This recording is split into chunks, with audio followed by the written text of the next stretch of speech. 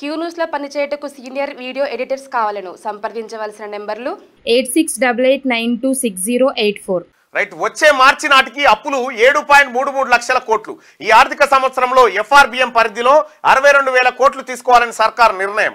ఎడాపెడా అప్పులు చేసిన గత బీఆర్ఎస్ ప్రభుత్వం వాటి చెల్లింపులకు మళ్లీ అప్పులు చేయాల్సిన పరిస్థితి.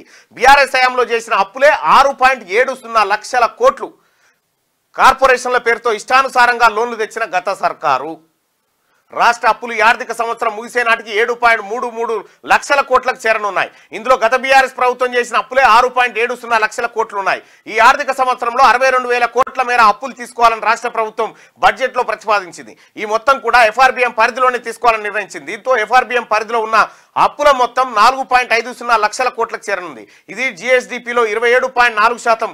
గత బీఆర్ఎస్ ప్రభుత్వం గ్యారంటీ కింద వివిధ కార్పొరేషన్లు, ఇన్స్టిట్యూషన్లు, స్పెషల్ పర్పస్ వెహికల్ పేరుతో 2,22,670 కోట్లు, నాన్ గ్యారంటీ కింద 59,414 కోట్లు అప్పు చేసింది. ఇగో ఈ అప్పుల కుప్ప చేసి దానికేది దీనికేదని మాట్లాడి ఈయన అప్పులు కడితేందుకే సరిపోయింది